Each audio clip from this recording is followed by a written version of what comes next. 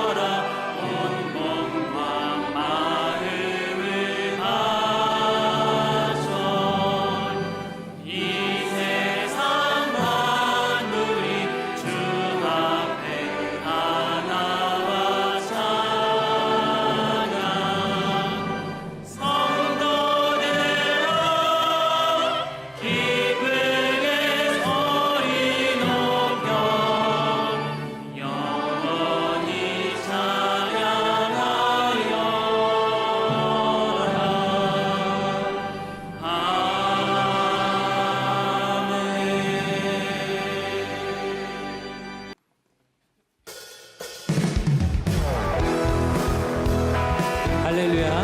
우리가 오직 주님만 바라보며 주님의 길을 따라가기를 소망합니다.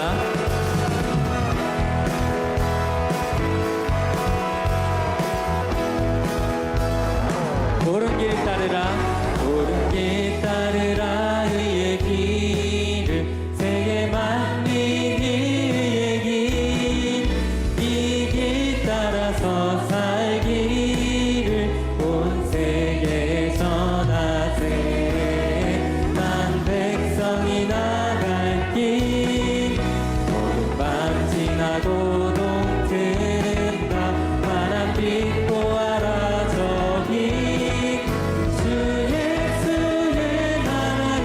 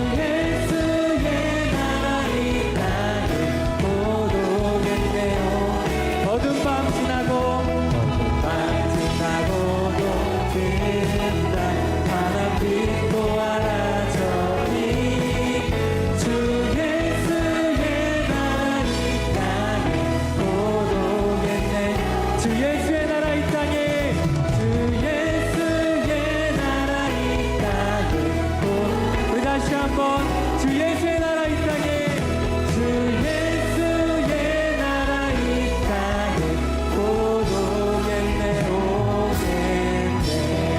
할렐루야. 우리 주님께 영광의 박수로 나아가겠습니다.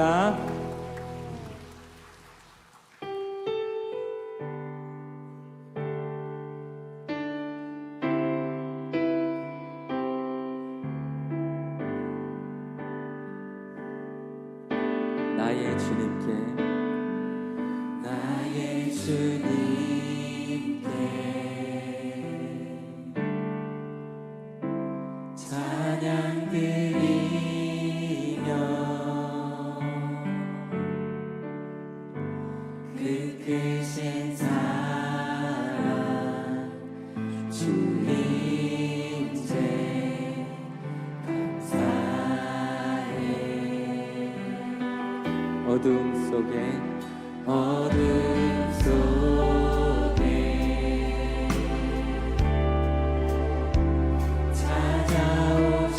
찾아오셔서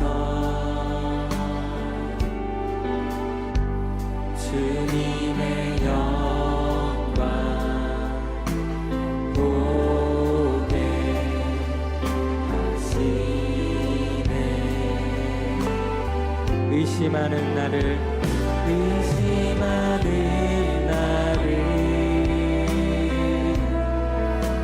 손 내밀어 잡아주시네. 두려운 맘 내려놓고 주 바라봅니다.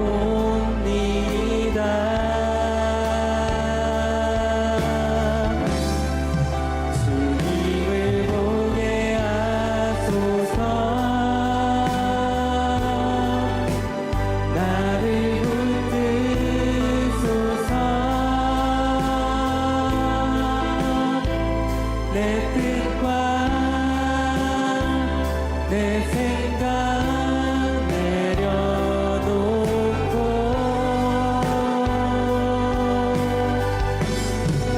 주님 앞에 나 엎드려 주의 음성 기다리니 나를 부르실 때 믿음으로 걸어가리. 어둠 속에 우리에게 찾아오셔서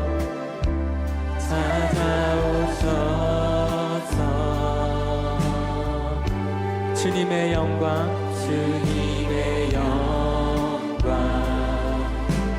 보게 하시네.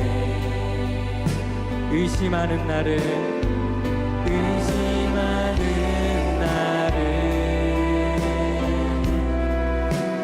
손 내밀어 잡아주시. 이 시간 우리가 두려운 마음 내려놓고 오직 주님만을 바라봅니다.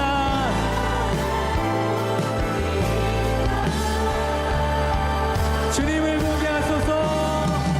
주님을 보게 하소서.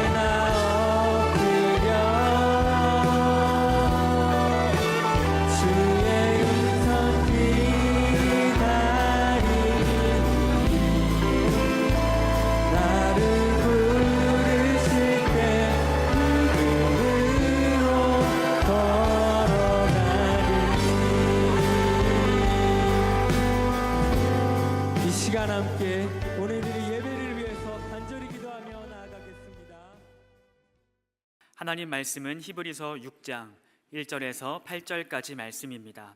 신약성경 358페이지입니다. 히브리서 6장 1절에서 8절까지의 말씀 제가 봉독하겠습니다. 그러므로 우리가 그리스도의 도에 초보를 버리고 죽은 행실을 회개함과 하나님께 대한 신앙과 세례들과 안수와 죽은 자의 부활과 영원한 심판에 관한 교훈의 터를 다시 닦지 말고 완전한 대로 나아갈지니라. 하나님께서 허락하시면 우리가 이것을 하리라. 한번 빛을 받고 하늘의 은사를 맛보고 성령에 참여한 바 되고 하나님의 선한 말씀과 내세의 능력을 맛보고도 타락한 자들은 다시 새롭게 하여 회개하게 할 수 없나니, 이는 그들이 하나님의 아들을 다시 십자가에 못 박아 드러내놓고 욕되게 함이라. 땅이 그 위에 자주 내리는 비를 흡수하여 밭가는 자들이 쓰기에 합당한 채소를 내면 하나님께 복을 받고, 만일 가시와 엉겅퀴를 내면 버림을 당하고 저주와 가까워 그 마지막은 불사름이 되리라. 아멘. 이 시간 시온 찬양대에 찬양이 있겠습니다.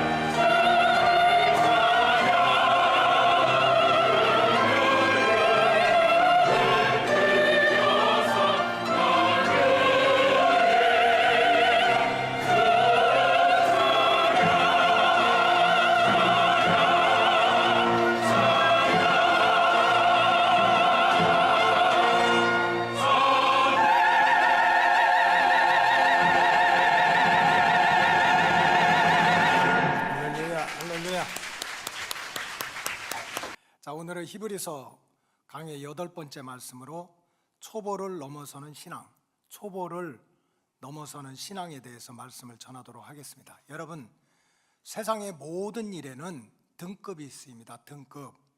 대학을 들어가는 수능도 똑같이 치렀다고 똑같은 결과를 주는 게 아닙니다. 1등급이 있고 2등급이 있고 3등급이 있어요. 이력서, 레주메, 이력서를 쓰다 보면 내 언어 실력이 얼마냐, 상이냐 주냐 하냐, 또 초급이냐 중급이냐 고급이냐를 묻는 항목도 있습니다. 우리나라 대표 국기인 태권도도 마찬가지예요.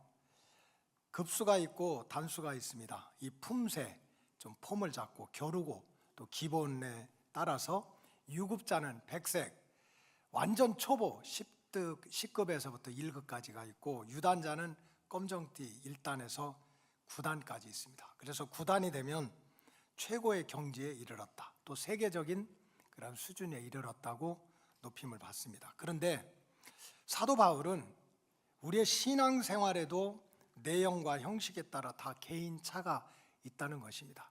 똑같은 장소에서 똑같은 말씀을 듣고 똑같이 믿음 생활하는데도 급수가 다르고 단수가 다르다는 거예요. 어린아이와 같은 신앙이 있습니다. 항상 나만 업어주세요, 달래주세요, 나만 살펴주세요 하는 어린아이 같은 신앙이 있고, 또 말씀과 기도로 잘 훈련받아서 내 믿음도 지키고 다른 사람도 도와주는 제자와 같은 성숙한 레벨의 그러한 신앙도 있다고 했습니다. 세상적인 말로 표현을 한다면 우리 신앙도 급수가 있습니다. 초급 신앙이 있고 중급 신앙이 있고 고급 신앙이 있습니다. 그래서 내가 알든지 하나님이 알든지 내 신앙의 수준이 영적으로 등급이 나눠진다는 뜻입니다. 따라서 주의 백성은 바울의 고백처럼 여러분들이 구원은 이미 받았어요. 예수님의 이름으로 믿는 순간에 구원을 받았지만 어린아이의 신앙, 초보적인 신앙의 단계를 벗어나서 하루빨리 성숙한 신앙으로 성장해 가야 된다. 고린도전서 13장 11절에 보면 내가 어렸을 때는 말하는 것이 어린아이와 같고 또 깨닫는 것이 어린아이와 같고 생각하는 것이 어린아이와 같다가 장성한 사람이 되어서는 어린아이의 일을 버렸노라 그랬습니다. 신앙생활 수십 년 했으면 이제는 정말 내 믿음도 지키고 다른 사람도 도와주고 하나님의 역사도 체험해야 되는데, 그렇게 때는 오래가 됐는데 전혀 그 믿음의 성숙을 이루지 못하는 사람들에 대한 걱정이 히브리서에 많이 들어 있습니다. 왜 저와 여러분들의 신앙이 어린아이 같은 신앙, 이 초보적인 신앙의 단계를 넘어서야 됩니까? 첫째는 하나님을 기쁘시게 하기 위해서입니다. 우리를 가장 사랑하시고 또 구원하고 축복하기를 원하시는 하나님을 기쁘시게 하기 위해서, 거꾸로 말하면 하나님 속썩이지 않기 위해서 우리는 내 믿음이 초보의 단계를 벗어나야 됩니다. 히브리서 11장 6절에 보면 믿음이 없이는 하나님을 기쁘시게 못한다. 성공하지 못하면, 돈 벌지 못하면, 유명해지지 못하면 하나님을 기쁘시게 하지 못한다. 그럼 우리는 굉장히 걱정되는 게 많아요. 근데 하나님은 그걸 말씀 안 하세요. 믿음이 없이는 하나님을 기쁘시게 못한다는 거예요. 그래서 우리는 어떤 환경 속에서도 내 믿음이 어린아이에서 장성한 믿음으로 초보에서 중급을 거쳐서 고급으로 올라가는 그런 영적인 성장이 있어야 된다는 뜻입니다. 아이가 이쁘죠. 얼마나 이쁩니까? 그러나 이 어린아이가 때가 되면 정신적으로 말도 하고 걷기도 하고 뛰기도 해야지, 성장하지 않는다면 부모님과 자녀들에게 얼마나 큰 걱정과 근심거리가 되겠습니까? 그래서 우리는 먼저 정말 나를 가장 사랑하시고 복을 주시기를 원하는 하나님을 속썩이지 않고 하나님을 기쁘시게 하기 위해서 내 믿음이 자라야 된다. 또한 두 번째로 우리가 믿음이 자라야 되는 이유는 믿음의 역사를 체험하기 위해서입니다. 여러분, 우리가 주여 믿습니다, 믿습니다 하면 그냥 믿는 것으로, 사상으로, 지식으로 끝나는 것이 아닙니다. 믿음에는 반드시 나타나는 역사, 워킹, 믿음을 통해서 나타나는 열매와 결과가 있다는 거예요. 여러분, 누군가를 사랑해 보셨습니까? 사랑합니다, 사랑합니다 그러면 진짜 사랑하면 나타나는 역사가 있습니다. 말로 마음으로 사랑합니다, 사랑합니다 계속하게 되면 만나게 되고, 만나게 되면 정이 붙게 되고, 정이 붙으면 결혼하게 되고, 결혼하게 되니까 아들도 나오고 딸도 나오고, 아멘도 암도 안 하고, 여러분, 진짜 사랑하게 되면 나타나는 역사가 있어요, 없어요? 있는 거예요. 믿음도 마찬가지예요. 그래서 히브리서 11장 1절에 보면 믿음은 바라는 것들의 실상이다. 내가 정말 믿음 생활을 잘하면 내가 원하고 바라고 소원하는 것이 실제적으로 나타난다는 거예요. 다시 얘기해서 바라는 것, 내가 소원하는 것, 기도해서 응답받는 것은 다른 게 아니라 믿음을 통해서 이루어진다는 거예요. 그래서 우리가 해야 될 가장 급하고 중요한 일은 다른 게 아니에요. 교회 와서 사람 만나고 친교하고 봉사하고 하는 것도 중요하지만 가장 중요하고 급한 것은 우리의 믿음을 키워야 돼요. 믿음이 자라야 돼. 왜? 믿음이 자라야 내가 원하는 것, 바라는 것, 기도하는 것을 실상으로 볼 수 있는 은혜를 받게 되는 거예요. 또한 여러분, 우리가 왜 영적인 성장, 믿음의 성장, 이 초보를 넘어서는 영적 성장을 원해야 되느냐? 보이지 않던 것을 보이게 하고 또 체험하게 하는 것도 사실은 믿음을 통해서 이루어졌습니다. 히브리서 11장 1절을 다시 보여주면 믿음은 바라는 것들의 실상으로 끝나지 않은 것이 아니라 보이지 않는 것들의 증거가 돼요. 여러분, 내 눈에 보이지 않지만 내가 얻어야 되고 내가 받아야 할 일들이 얼마나 많습니까? 세상이 다 내 눈에 보이는 것만 있습니까? 눈에 보이고 내가 손으로 만질 수 있는 거라면 걱정이 아니지. 내가 만질 수 있고 느낄 수 있고 가져야 되고, 근데 이런 것이 내 눈에 안 보이는 거예요. 그래서 보이지 않는 것들이 보이게 만드는 것도 바로 믿음의 역사는 거예요. 한나가 정말 처음에는 아들이 없어서 그렇게 고통을 받을 때 한나의 눈앞에는 아들이 보이질 않았어요. 보이지 않는 거야. 그러나 어느 순간에 한나가 하나님의 성전에 들어가서 믿음을 가지고 그저 믿음을 가지고 눈물로 기도하고 믿음을 가지고 부르짖고 믿음을 가지고 찾았더니 보이지 않던 아들이 보이는 아들로 나타난 그 아들이 사무엘인 줄로 믿습니다. 그래서 보이지 않는 역사를 보이게 만드는 것도 믿음인 거예요. 그래서 우리는 어떻게든지 신앙의 연조, 직분 자랑하지 말고 정말 믿음의 초보, 어린아이의 단계를 넘어서서 하나님을 기쁘시게 하고 역사를 만들어내고 정말 이 눈에 안 보이지만 믿음을 통해서 나타나는 그런 역사를 사모하기 위해서, 체험하기 위해서 우리가 무엇보다도 신앙의 초보를 벗어나서, 여러분 이미 구원은 다 받았어요. 성숙한 신앙으로 변화되시기를 주님의 이름으로 축복합니다.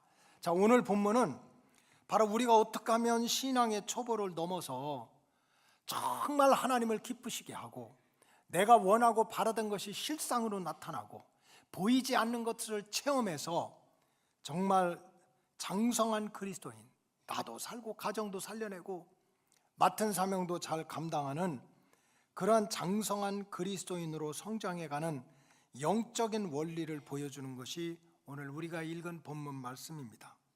우리가 어떻게 하면 초보를 버리고 성숙한 신앙으로 자라갈 수가 있겠습니까? 첫째는 죽은 행실을 버리라고 그랬습니다. 자, 히브리서 6장 1절에 보면 그러므로 우리가 그리스도의 도의 초보를 버리고 죽은 행실을 회개함과 하나님께 대한 신앙을 키워라 그랬어요. 초보를 버리고 성숙한 신앙으로 변화되기 위해서는 먼저 죽은 행실을 회개하고 버려야 된다는 거예요. 여러분, 죽은 행실은 뭡니까? 그것은 우리의 믿음과 사명을 병들게 하는 행실입니다. 우리의 영과 육과 혼을 망하게 하는 행실입니다. 내 믿음과 내 사명을 병들게 하고 흔들어 놓게 하는 생각들, 습관들, 관계들이 바로 우리를 죽게 만드는 행실들입니다. 이거를 버려야 내가 먼저 살고 내 믿음이 자라서 초보의 단계를 넘어가게 될 줄로 믿습니다. 여러분, 사람은 겉으로 보면 똑같이 생겼어요. 눈도 있고 코도 있고 비슷하게 생겼지만 그러나 모든 사람들이 각각 앓고 있는 병은 달라요. 물론 이제 코로나 때 같이 한꺼번에 수많은 사람들이 이렇게 똑같은 병에 걸리기도 하지만 사실은 오장육부, 기관, 사지, 팔다리, 신경, 핏줄 똑같은 것 같아도 각자 아픈 곳은 다 다릅니다. 그래서 국제질병분류 ICD-10이라고 하는 그 자료가 있는데 보니까 어쨌든 우리가 육체적으로 아픈 질병들, 그 다음에 정신적으로 아픈 질병들이 현재 병명을 붙여놓은 것이 수천 개래요. 물론 그 중에 못 고치는 것이 대반이지. 그래서 각 사람이 정말 똑같이 아픈 게 아니거든요. 나는 지금 배가 아파 죽겠는데 저분은 어깨가 아프고. 그래서 사람마다 자기 몸을 힘들게 하고 결국 아프게 하고 죽게 하고 나중에는 죽게 만드는 그런 질병들이 다 달라요. 영적인 세계도 마찬가지입니다. 믿음의 세계도 정말 내 믿음과 사명을 병들게 하고 잃어버리게 하는 영적인 질병은 수없이 많은 거예요. 그런 영적인 질병 가운데 나도 하나 걸려서 그걸 이기지 못하면 우리는 죽은 행실에 그냥 무너져가지고 믿음도 사명도 잃어버리는 거예요. 어떤 사람은 예수 잘 믿고 정말 마음도 착한데 어떻게 그렇게 세상 줄을 끊는지 몰라요. 못 끊는지 몰라. 믿음이 없는 게 아니야. 구원받지 못한 게 아니야. 마음도 착해. 근데도 그냥 이 세상 즐거움을 못 끊어가지고 오락하고 취미하고 그저 음주 감호하고 세상에 왜 믿음이 없는 게 아니라니까. 연속극이 그렇게 좋아가지고 한 달에 한 번만 기도하고 찬양하자고 해도 금요일 날 그냥 눈이 빨갛게 되도록 그냥 연속극만 보고 중보기도 하고 이런 사람들이 있어요. 그래서 디모데후서 4장 10절에 보면 데마는 이 세상을 사랑하여 나를 버리고 갔다. 데마가 믿음이 없습니까? 데마가 바울한테 잘 배웠어요. 근데 그 세상 즐거움, 세상 자랑거리들이 이거 놓지 못하니까 이 병이 죽을 병이 돼가지고 결국은 믿음도 사명도 다 잃어버리는 거예요. 어떤 사람은요, 아담과 하와의 병, 사울병에 걸린 사람이 있어요. 교만입니다. 그냥 못 견뎌요. 자기 혼자 있을 때는 내가 최고야. 거울아 거울아 누가 제일 이쁘냐. 그래서 공주병에 걸리고요. 둘이 있으면 치고받고요. 3명 있으면 편 갈라놓고 나오고 그렇게 해가지고 어떻게든지 그냥 나를 높이고자 하는 거, 이것도 어떻게 보면 성공하는 것 같고 똑같은 것 같지만 영적인 질병입니다. 자기를 높여서. 아담과 하와가 하나님 앞에 얼마나 큰 은혜를 받았어요. 그럼 감사해야지. 어떻게 하나님보다 더 높아지려고 교만을 떴다가 낙원을 잃어버립니까? 사울 왕이 얼마나 큰 축복을 받았어요. 그럼 감사해야지. 근데 그렇게 시기하고 질투하고 교만을 떨다가 자기 눈앞에서 다 대가 끊기고 패가망신당하는 실패자가 됐어요. 잠언서 16장 18절에 보면 교만은 패망의 선봉이요 거만한 마음은 넘어짐의 앞잠이라고 그랬어요. 교만하면 반드시 망한다는 거지. 우리를 죽게 만드는 거지.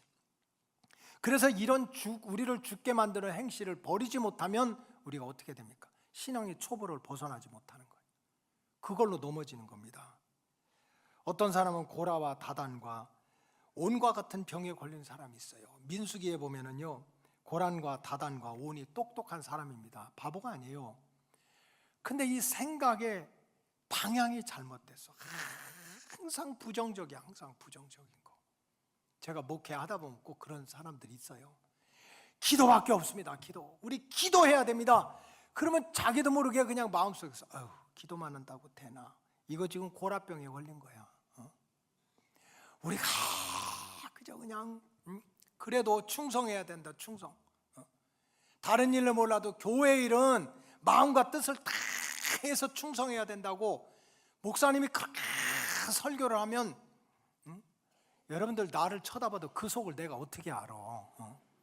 그 중에 어떤 사람, 아이고 목사님 그런 소리 하지 마세요. 어떤 권사님 그렇게 충성하다고 새벽에 기도하러 왔다가 미끄러져서 팔목이 다쳤대. 뭐.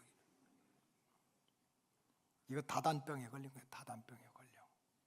그래서 이 고란과 다단과 온은요, 애굽에서 나왔어. 구원 받았다니까.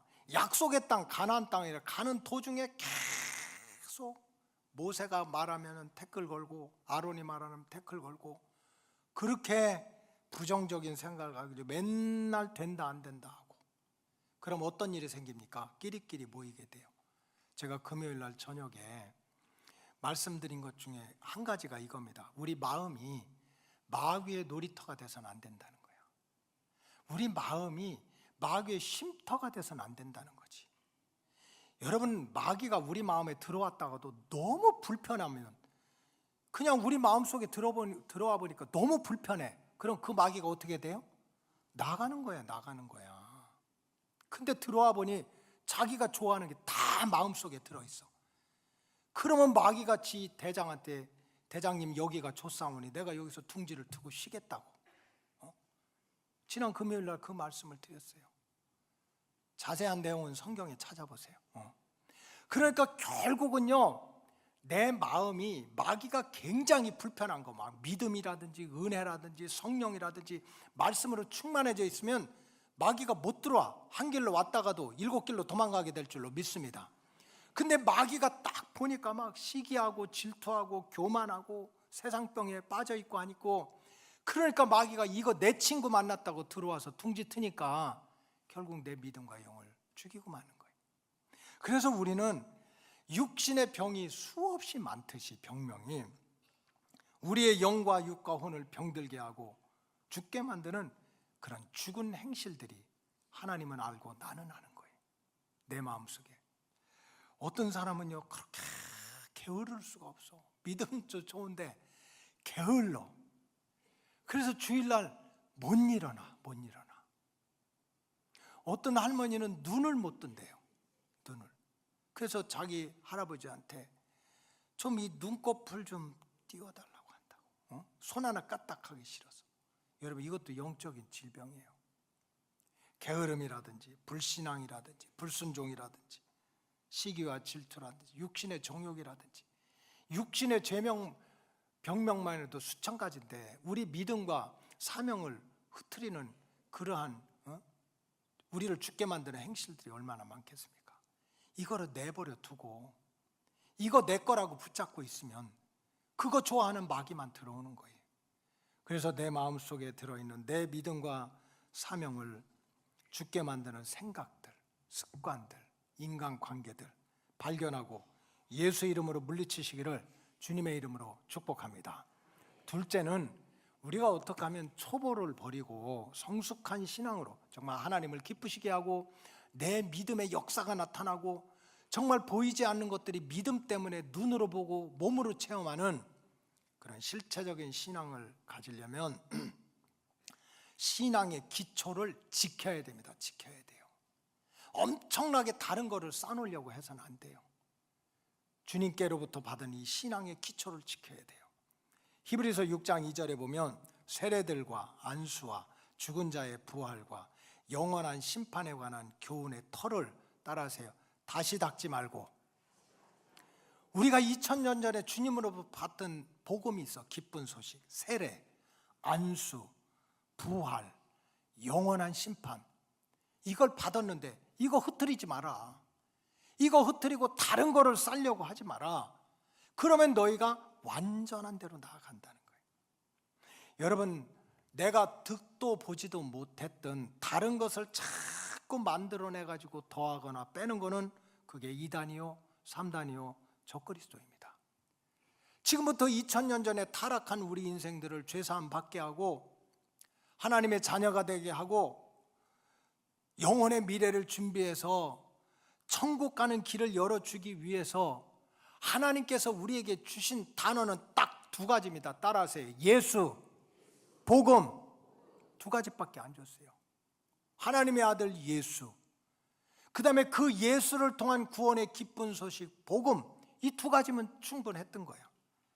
근데 시간이 지나다 보니까 2000년 전에 이 땅을 살아갔던 예수가 아니라 다른 예수, 예수를 통한 구원의 기쁜 소식이 아니라 다른 복음을 전하는 자들이 점점 많아지게 된 거예요.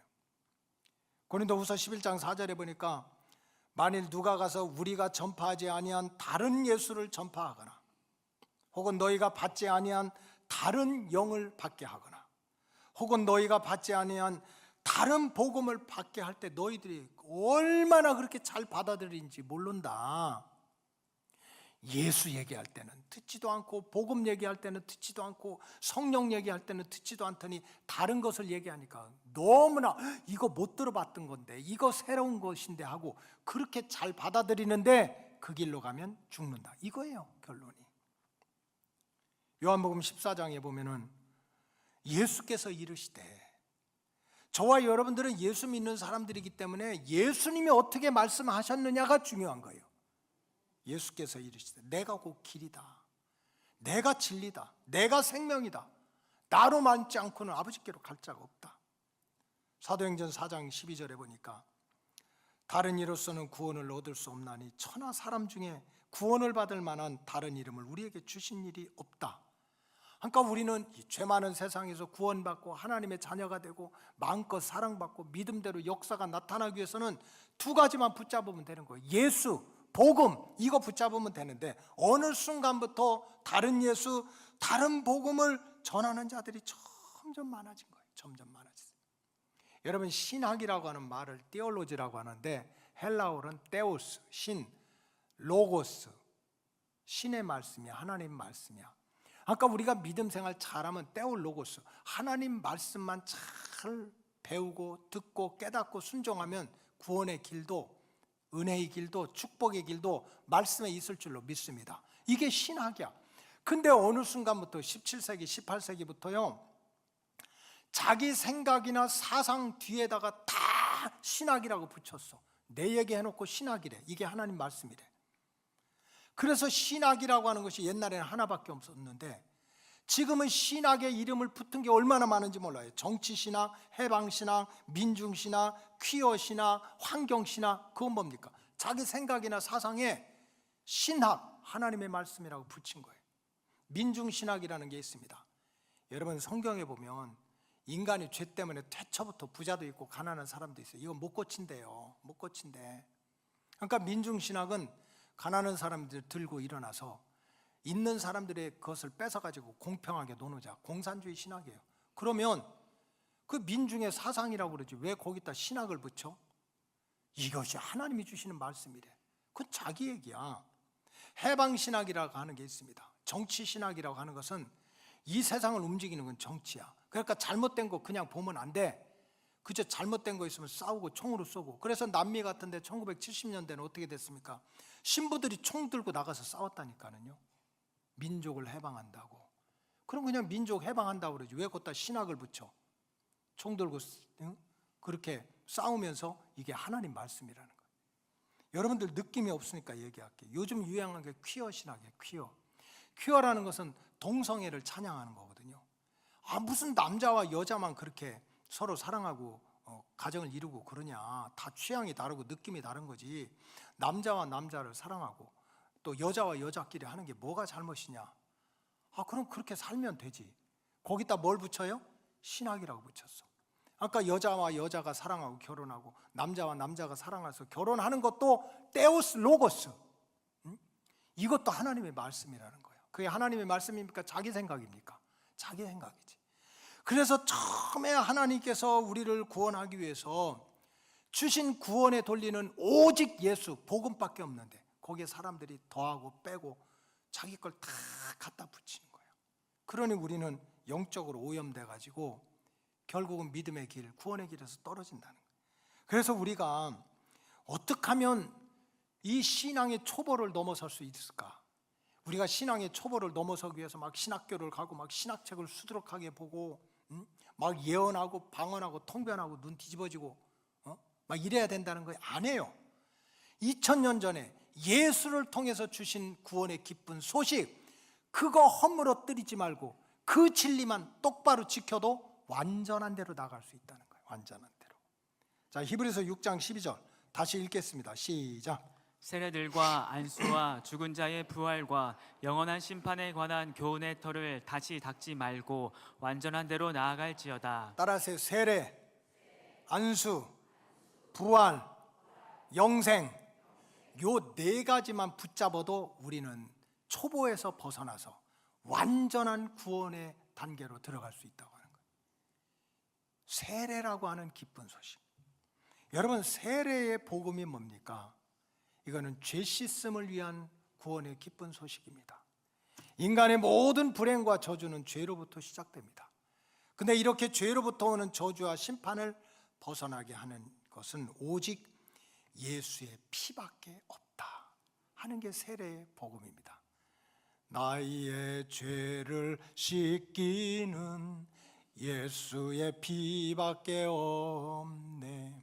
다시 정케하기도 예수의 피밖에 없네.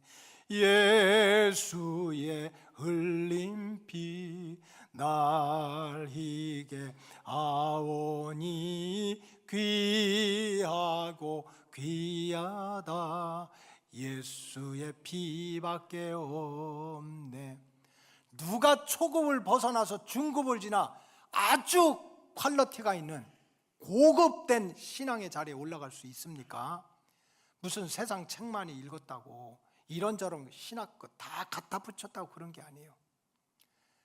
세례의 복음, 오직 예수의 피, 그거 한 가지만 내가 받아도 과거에 지은 죄, 지금 지은 죄, 영으로 지은 죄, 육으로 지은 죄가 다 씻음 받을 수 있다는 이 세례의 복음, 이거 무너뜨리지 않고 이거를 갖다 지키고 살아야 된다. 그럼 너희가 완전한 대로 들어갈 수 있다는 거예요. 두 번째는요, 다시 허물어뜨리지 말아야 될 게 안수의 복음입니다. 안수. 안수는 터치라는 뜻이거든요. 터칭. 안수는 만져준다는 뜻이에요. 특별히 주님의 손길로 만져준다는 뜻입니다. 사람이나 물건이나 누가 만졌느냐에 따라서 운명이 달라지고 가치가 달라지지 않습니까? 경기도 이천에 가면 뭐 지금도 자기를 만드는 공장들이 있잖아요. 곱게 가려운 그러한 진흙 덩어리들 애들이 만지면 장난감하다 쓰레기통으로 들어가지. 그러나 장인의 손에 그 흙덩어리가 만져지면 거기서 청자도 나오고 백자도 나오는 거 아닙니까?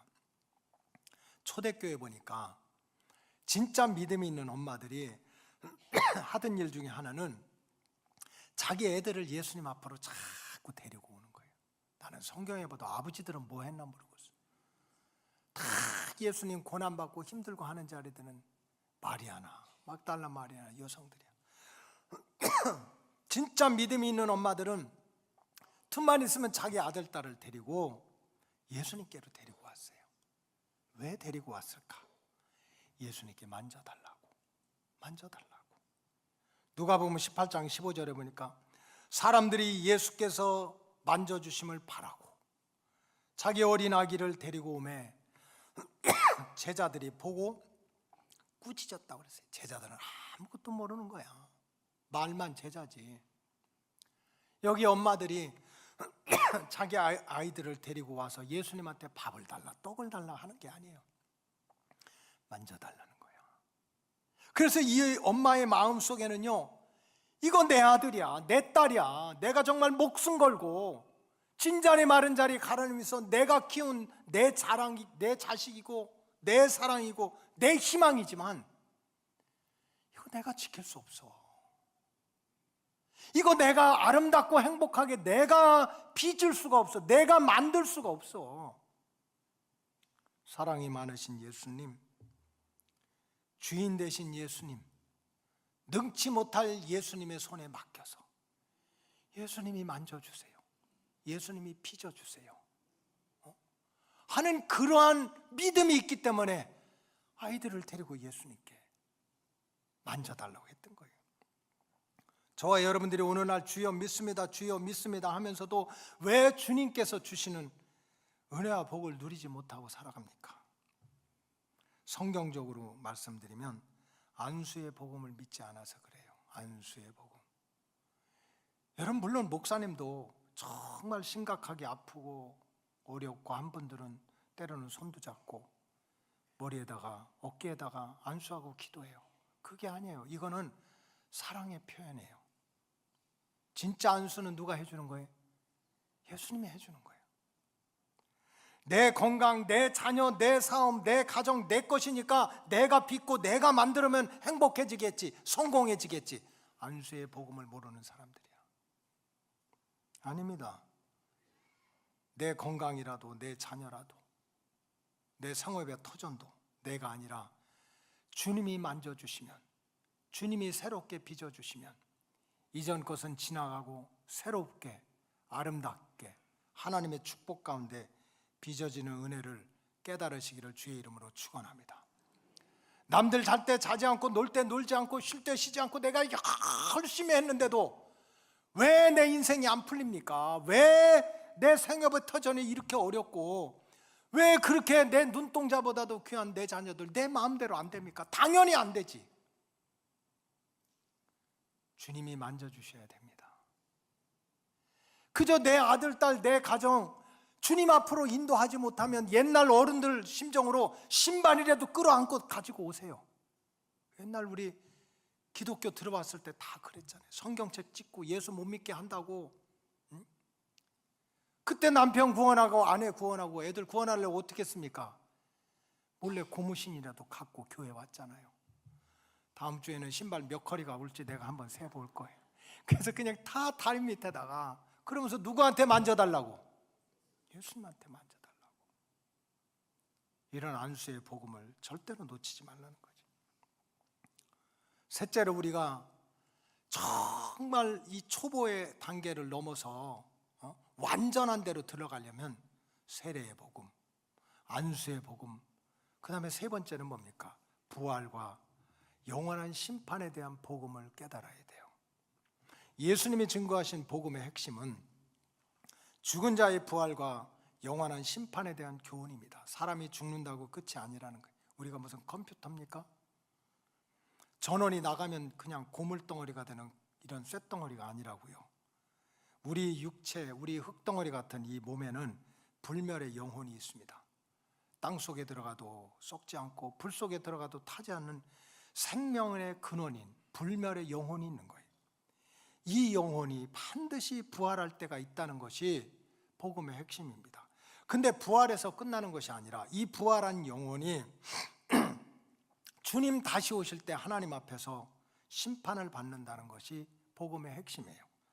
그래서 그 지혜로운 솔로몬 왕이 전도서 12장 7절에 보니까 흙은 여전히 땅으로 돌아간다. 흙은 우리 육체야. 잘났든 못났든 성공했든 실패했든 우리 육체는 죽으면 땅속으로 들어가. 영은 그것을 주신 하나님께로 돌아간다. 이거를 잊지 말고 기억하고 살아라는 거예요. 사도 바울이 히브리서 9장 27절에 한 번 죽는 것은 사람에게 정해졌다. 늦게 가고 빨리 가고 안 간다고 버틴다고 안 되는 게 아니야. 그러나 그 후에는 반드시 심판이 있다는 거예요. 그래서 다시 오시는 주님 앞에서 어떤 사람은 천국으로, 어떤 사람은 지옥으로, 어떤 사람은 알곡으로, 어떤 사람은 쭉정으로, 어떤 사람은 양으로, 어떤 사람은 염소로, 어떤 사람은 오른편에 있는 자로, 어떤 사람은 왼편에 있는 자로 심판을 받고 영원한 생명이든지 영원한 벌을 받을 때가 온다는 거예요. 이것이 예수님이 증거하신 복음이야. 이거를 무너뜨려서는 안 된다는 거예요. 이거 무너뜨리고 다른 터를 세워가서는 안 된다는 거예요. 그럼 누가 천국에 가고 누가 영생의 복을 누리게 됩니까? 무슨 세상적으로 잘나고 유명하고 똑똑하고 좋죠. 그러나 그것이 우리가 구원받고 영생을 얻는 조건은 되지 못해요. 요한복음 11장 25절을 보니까 예수께서 이르시되 나는 부활이다. 내가 생명이다. 나를 믿는 자는 따라서 죽어도 살겠고, 우리는 언젠간 죽어. 그러나 죽어도 예수 믿는 자는 다시 살아난다는 거예요. 그리고 26절에 보니까 무릇 살아서 나를 믿는 자는 영원히 죽지 아니하리라. 우리가 지금 이렇게 예배드리고 있는데 만약 주님께서 천사장이 나팔 소리와 함께 이 땅에 재림하신다면 저와 여러분들은 죽음을 맛보지 않고 들림받게 될 줄로 믿습니다. 그런데 그 다음에 나오는 말이 너무너무 중요한 거예요. 이것을 내가 믿느냐? 이것을 내가 믿느냐? 누가 천국에 가고 누가 영생의 복을 받느냐? 내가 부활이고 내가 생명이야. 그러니 나를 믿는 자는 죽어도 살겠고 살아서 나를 믿는 자는 영원히 죽지 아니할 것이니까 너는 그 구원을 받기 위해서 성경을 딸딸 외워라. 그럼 우리는 어떻게 되겠어? 그렇게 나는 부활이고 나는 생명이고 죽어도 살고 살아서 나를 믿는 자는 영원히 죽지 않는 길이 열리니까 절대로 거짓말은 한 번도 해서는 안 된다. 노 집사님 노로 시작하니까 안 했겠지? 나는 부활이고 나는 생명이고 나를 믿는 자는 죽어도 살 길이 열리고 살아서 나를 믿는 자는 영원히 죽지 않는 길이 있으니까 절대로 내 입에서 나쁜 말이 한 번이라도 나오지 않으면 그런 길을 갈 수 있다. 욕하지 않으면 어떡하겠어요? 제가 지방에서 목회할 때 교회가 부흥됐어요. 부흥되니까 잔치가 많아져. 그래서 뭐 야외도 많이 나가고, 남성교회도 야외 나가고, 청장년회도 나가고, 여성교회도 나가고, 막 부서별로 부흥되니까 막 교제도 많아져요. 그래서 한 번은 남성교회 회원들이 열심히 이제 그 청장년 젊은 사람들이 가서 뭐 봄 나들이를 갔던 것 같아요. 거기도 이제 뭐 이렇게 시골 가는 뭐 강가 강변 같은 게 있으니까, 그래서 가서 이제 야외 소풍 피크닉을 가기로 했는데, 이렇게 야외로 나가니까 이제 저도 이제 운전을 하고 드라이브를 하고 싶은 거예요. 그래서 운전을 하고 이제 이렇게 도심을 벗어나서 이제 이렇게 가고 있는데, 시골길로 들어가기 직전인데 갑자기 어떤지 쭉 차가 이제 몇 대가 가는 거야, 앞뒤로. 근데 제가 가는데 갑자기 골목에서 어떤 차가 확 들어와 가지고 나도 모르게 그냥 놀라 가지고 브레이크를 꽉 잡고 섰습니다. 그래서 섰으면 됐지. 나도 모르게 기도도 안 했는데 브레이크를 꽉 잡고 쓰면서 하는 말이죠. 어떤 놈이 저렇게 껴들어와 가지고 깜짝 놀라게 만들어. 나도 모르게 그랬어요. 어떤 놈이 껴들었냐고 그냥. 그랬더니 뒤에 앉아있던 젊은 권사가요, 목사님, 그 어떤 놈이 장로님이에요? 그러더라고요.